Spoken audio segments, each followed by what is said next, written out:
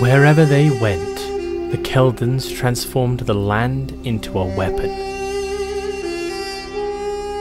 The lands they lived upon were fire, and the people themselves have imbued that ever since the first warlords of their clan.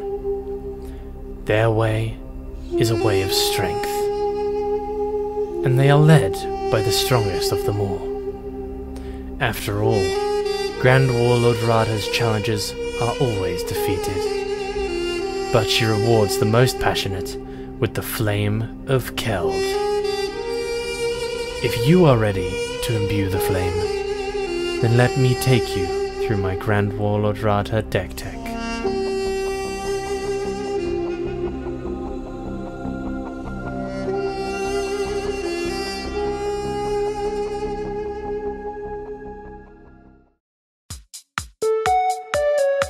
Hello everyone, it's Reuben from Mana Screw. Grand Warlord RADHA is a Gruul commander for 2 generic mana, 1 red and 1 green. She has haste, and an ability that reads, whenever 1 or more creatures you control attack, add that much mana in any combination of red and or green. Until the end of the turn, you don't lose this mana as steps and phases end. Now, I am incredibly biased towards RADHA. I've been playing her ever since Dominaria came out, and in that time she has become my favourite general. I even play as much of her as I can in Standard. She's incredibly fun to play around, because who doesn't like ramping like crazy and swinging with Gruul dudes? And besides, that's a thick ass boy! Damn!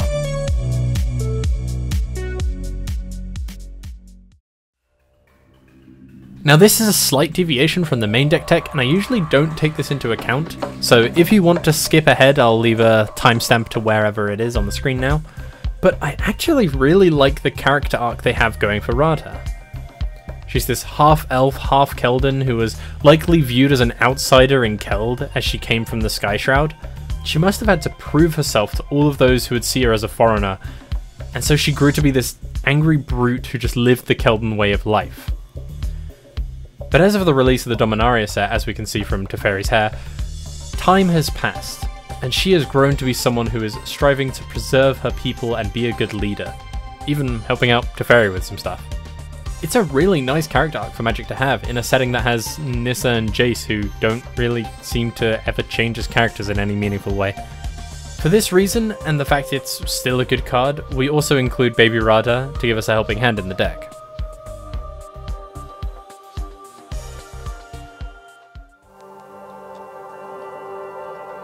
One of my favourite cards of all time is Druid's Repository, and RADHA allows us to have that card on a legendary creature.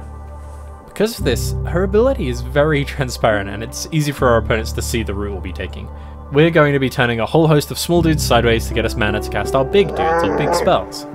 Sure, for your big stupid idiots Timmy deck you can go Xenagos or Mael, but in my eyes, RADHA is one of the best options for a Gruul token deck there is. She can allow you to strike a really nice balance between the small and the big creatures. Because of that, my build leans pretty heavily into that line of play, and it is predominantly a token strategy. RADHA has this sort of exponential feeling to her with tokens, and that allows her to get out of hand quite quickly and ramp using our creatures, which will allow us to cast some quite interesting effects.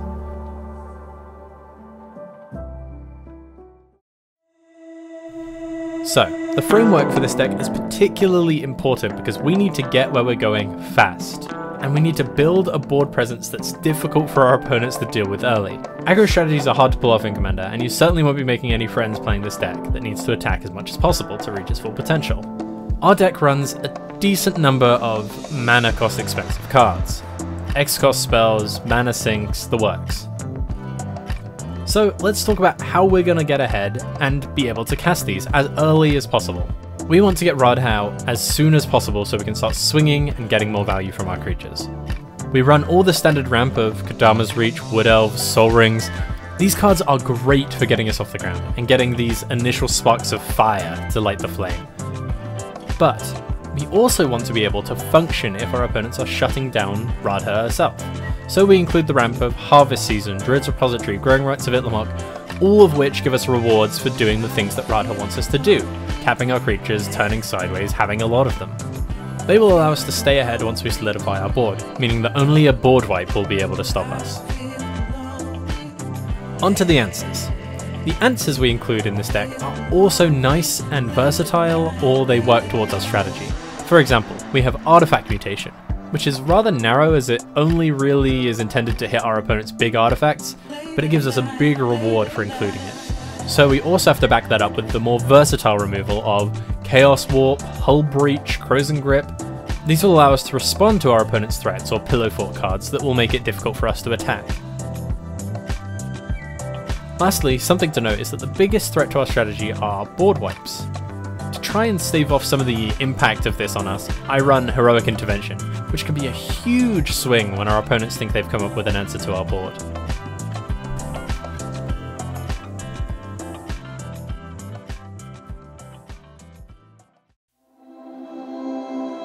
Now we get into the meat of the deck. Radha's ability benefits the most from being able to flood the board with as many disposable attackers as possible. For this, I use tokens. Cards like Avenger of Zendikar, Dragonlair Spider, and Chancellor of the Forge are threats that if our opponents don't have an answer to, can allow us to take command over the game. We also run the Hanwire Meld combo, which is just too fun because being able to sit down a card that's twice as huge on the table and swing it sideways at people is just too exciting a prospect to pass up. Some of our particularly notable token generators are the ones that synergize even better with Radha's ability, allowing us to have somewhere to put the mana that we generate with her. Tilonali's Summoner is a superstar in this deck, and we can generate a crazy amount of tokens as long as we can find an opponent to swing into freely. Ant Queen gives us a place to pump all the mana that we're generating, and then use that to create more tokens that will allow us to sink even more mana into her. This is the exponential growth thing that I was talking about. And finally, Warlord the Raid Mother allows us to use our tokens for more beyond just creating more tokens or pumping up bigger spells, allowing us to duplicate some of our more impactful instants of sorceries. And we do have some really good ones in here to copy. With all these tokens, Skullclamp is of course a must include. A draw 2 cards for 1 mana is great value in general, and it's easy for us to get the tokens back out after they're sacrificed. Lastly, we are in the best colour for token synergies, so we definitely include Parallel Lives and Doubling Season. Now the latter of which is quite expensive, and if you are interested in building this deck, you can swap it out for the much cheaper Second Harvest if you're on a tighter budget. But we do run one Planeswalker card who can instantly hit Ultimate with it out, and we have enough +1/+1 counter cards that I think it's a better include.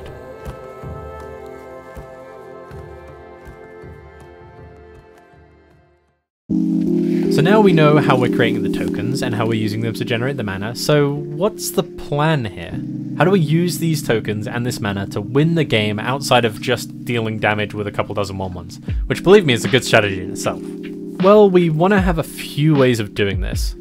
Just relying on hitting our opponents with our creatures can lead us into some nasty situations should our opponents have a Silent Arbiter or a Propaganda out.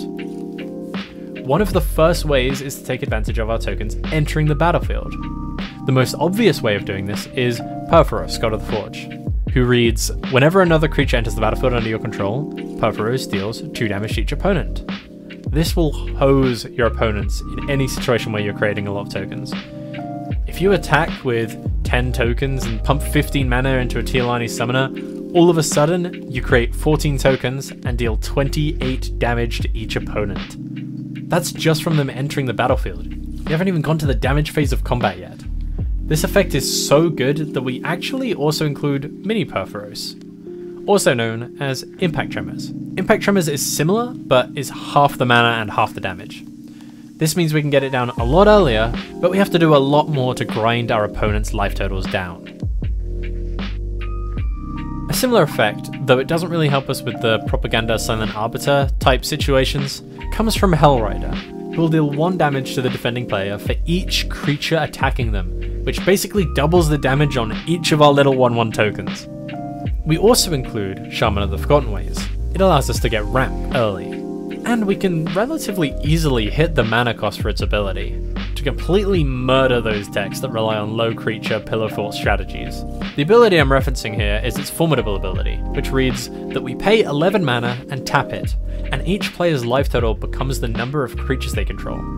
We have so many tokens out. At worst, we're going down to 8. Most of our opponents might be going down to 1 or 2 or 3.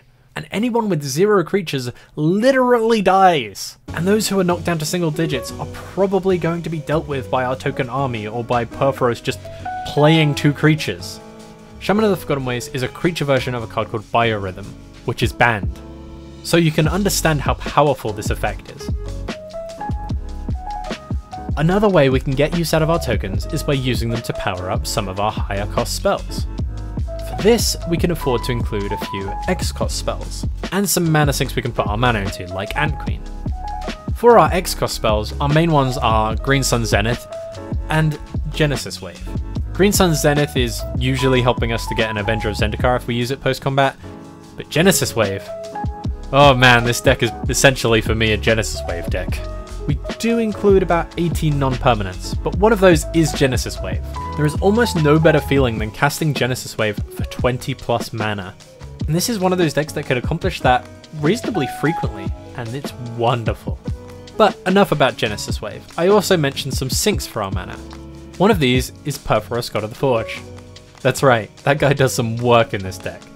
We can actually get use out of his second ability by pumping up all of our small tokens. If we want to get one big creature through, however, Ronus the Indomitable works wonders for that. As mentioned before, Ant Queen gives us a nice token generator, but even our lands can help us out here, with Kessig Wolfrun allowing us to pump one of our creatures to be huge. It's not just big, it's huge! The last way we can get our tokens to smash through for some extra damage is effects that can buff all of our creatures. You might have noticed earlier when I was talking about Green Sun Zenith, I talked about what we would get post-combat, because what we would get pre-combat is Craterhoof Behemoth. Craterhoof Behemoth is the ideal card to end games in this deck, as it is in many token decks. There's not really another way of saying it. Craterhoof just wins games. Ogre Battle Driver will buff up all of our tokens, but just for the turn they come in, and in our deck that's kind of all we need to get the damage through. In this deck, Beastmaster's Ascension essentially reads that all of our creatures will permanently get +5/+5.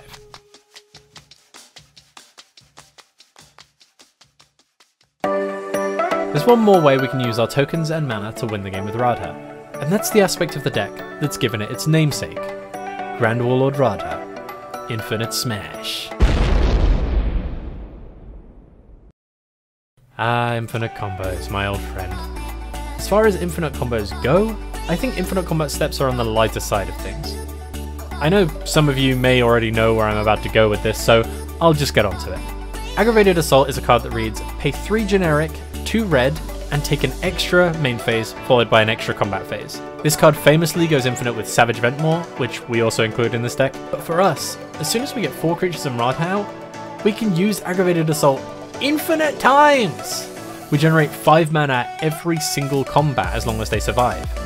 We can put that 5 mana into Aggravated Assault, and if we have more than 5 creatures, we end up generating mana out of this. This sort of effect is another way of outright winning. We also run Hellkite Charger for a slightly more expensive version of this effect. In fact, we like these extra combats so much that we even include ways of getting it just once or twice. Combat Celebrant gives us what is more than likely just a single-use second combat, and Savage Beating can give us another outlet for our mana during combat, getting a second phase and giving all of our attackers double strike. God.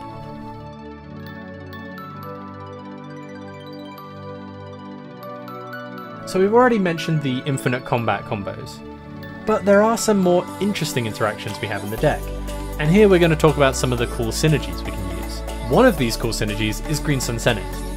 I actually have 2 synergies with Green Sun Zenith. One is a way of outright winning the game if you have the mana, and the other is just a value play up there with a turn 1 land tax. First, let's go with the way of winning outright. All you need is 9 mana, Port the Raid Mother, a couple of green tokens, and a Green Sun Zenith in hand. To win the game that turn, you'll also want a Haste Giver, which I'll admit is a bit of a stretch, but just stick with me here. You cast Green Sun Zenith, where X equals 8. Then, using Wart's ability, you tap 2 green tokens and copy the spell. This gives you the ability to search for 2 green creatures with CMC 8 or less to the battlefield. With the first you get Avenger of Zendikar. Let's say it gives you 9 plant tokens because we pumped 9 into Green Sun Zenith. Then with the second you get Craterhoof. Now your 0-1 plant tokens become 15-14 plant tokens with Trample. And that's the minimum if you have this set of cards out. Okay, is that a little bit too magical Christmas landy for you? Does it seem a bit too idyllic a scenario to ever happen in a real game? I'll give you a more reasonable play. This one isn't something that will outright win you the game, but it's not something you need to spend ages setting up either. And it feels great to pull off. All you need to have is an opening hand with a green mana and a Green Sun Zenith. Turn 1 you play your forest or whatever green mana you have, and cast Green Sun Zenith for 0. 0? But you're just going to fizzle the spell. What green creature costs 0 mana? Ah, we're not looking for a creature. We're looking for a land creature. Search your library for Dryad Arbor and put it on the battlefield. Now you have 2 forests on turn 1, and you even get to shuffle Green Sun Zenith back into your library so it can be used again. Oh, okay, I'll calm down. Let's just talk about some cards that work really well in the deck. Neheb allows us to have a second source that rewards us with mana for attacking our opponents. In our deck, if you have him go unblocked, you also immediately trigger Aggravated Assault. And we have so many sinks to pour his mana into, that he's effectively a secondary commander for the deck. Another card that synergizes incredibly well in this deck, this time with the token side of things, is Champion of Lamphold. Her abilities read, whenever another creature enters the battlefield under your control, put a +1/+1 counter on Champion of Lamphold. And creatures with power less than Champion of Lamphold's power can't block creatures you control. Notably, Champion of Lamphold's ability doesn't read non-token creatures entering the battlefield, which means if you create 10 tokens while she's out, no creature with power 10 or less can block your creatures. If you create 20 tokens, it essentially makes all your creatures borderline unblockable unless they have a 20+ power creature. Champion of Lamphold, in many situations, just makes it really hard to block our board, which just seems insanely good to me. Finally, there are 2 cards I'm running because they are just personally effects that I love. They're Lurking Predators and Sunbird's Invocation. I've mentioned before how great Lurking Predators can be in the right scenario, and although I don't think it lives up to its best potential in this deck, since it can whiff and hit some spells, I still think it's really worth the value to hit some of our huge creatures. If you go through and hit 2 creatures off this, you're already positive in terms of mana most likely, and it only costs you 1 card from your hand. Sunbird's Invocation is just a great card for many decks, but since we want to be casting spells with big X costs or creatures with high CMCs, it can get us some additional value off those casts.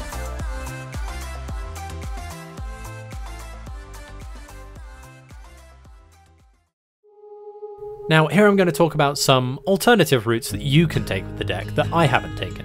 No matter what, the playstyle of a Grand Warlord RADHA deck will likely be very similar, as GWR is quite clear in her instructions. Go out there, attack, and bring me back any mana that you're left with. But what you use that mana on is entirely up to you. I've chosen to go with some of my favourite types of cards, including Genesis Wave, Sunbird's Invocation, but another route you can go is for burn. Jaya's Immolating Inferno, Comet Storm, Clan Defiance, Banefire.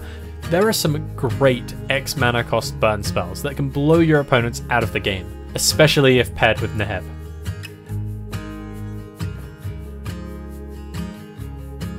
Another deck building route you can go with RADHA is to go Gruul Elves. RADHA herself being an elf and wanting to do what a lot of elves do enables this strategy quite well in a way that the other Gruul elf legendaries haven't. Elves generally being able to generate you a lot of mana can allow you to get some good tribal action going.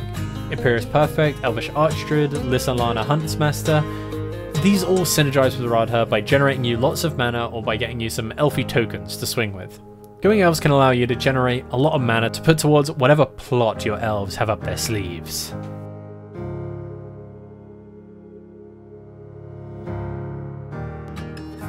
So, altogether, Grand Warlord RADHA is a very efficient way to utilise our tokens, and pump out some big and interesting spells. I don't think I can truly express in a video why this deck is my favourite to play, as it only truly shines if you're able to helmet yourself. If you love Gruul, I think you'll find this deck is for you. So take up the flame, become a Kilden champion with Grand Warlord RADHA.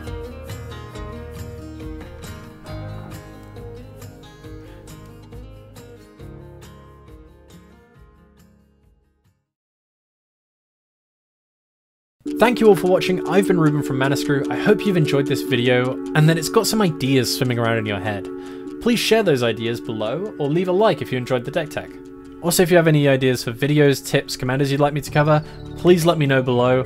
Happy brewing and I will see you around.